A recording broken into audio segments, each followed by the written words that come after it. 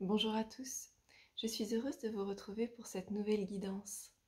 Alors cette semaine, j'ai demandé à recevoir une guidance en rapport avec l'amour inconditionnel, parce que c'est quelque chose qui revient beaucoup ces derniers temps, surtout en cette période de Noël où les énergies christiques sont très présentes.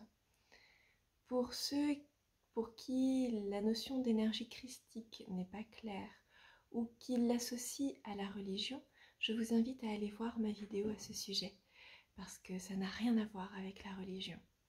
Et au contraire, ça a tout à voir avec l'amour inconditionnel. Alors je vais vous lire cette guidance que j'ai reçue. Accueillir l'amour en soi. Vous n'avez pas besoin de chercher l'amour inconditionnel, que ce soit en vous ou autour de vous. Vous êtes l'amour inconditionnel.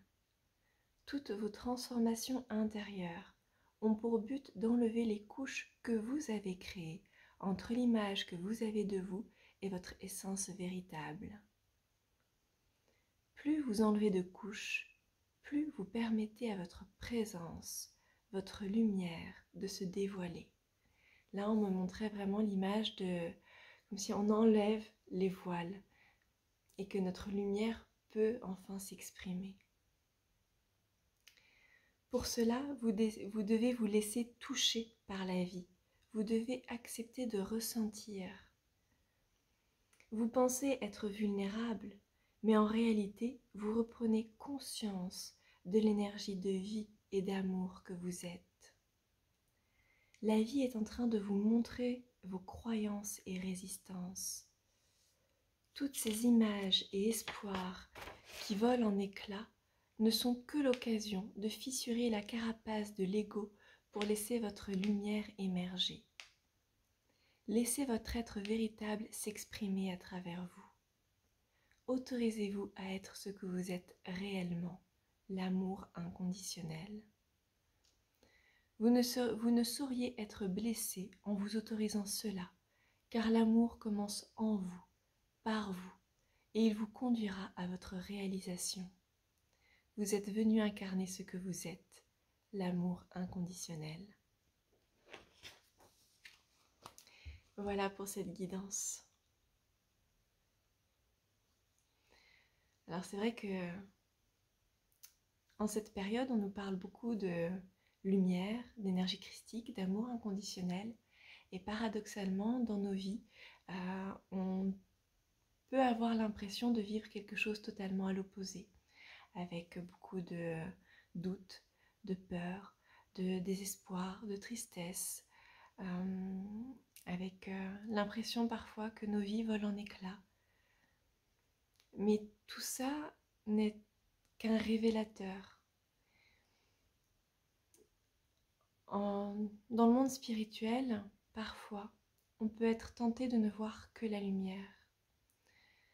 Sauf que l'ombre existe aussi, et l'ombre est là pour nous ramener vers la lumière. Donc ces périodes un peu plus obscures dans nos vies, un peu plus difficiles à vivre, ne sont là que pour nous permettre de ramener un peu plus de lumière. J'aime beaucoup cette image de l'ego qui se fissure pour laisser passer notre lumière. Voilà, c'est comme une carapace ou une armure que l'on vient enlever petit à petit, plus ou moins doucement et facilement suivant nos résistances. Et en acceptant de lâcher cette carapace, cette armure, notre lumière peut se révéler.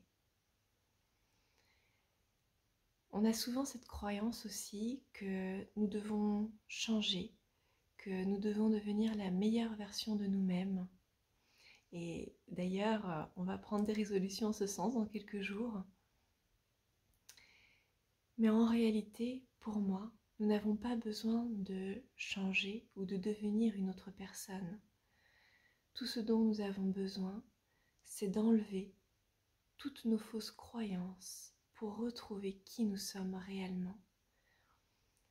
Notre lumière, notre divine présence, l'amour inconditionnel sont toujours là, enfouis en nous. Nous avons juste à les retrouver.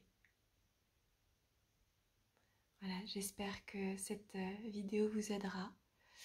Si vous avez envie de recevoir une guidance sur un sujet en particulier qui peut aider d'autres personnes, je ne ferai pas de guidance personnelle, voilà.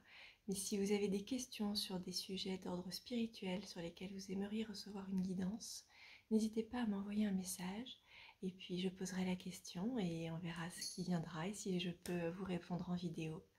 À bientôt!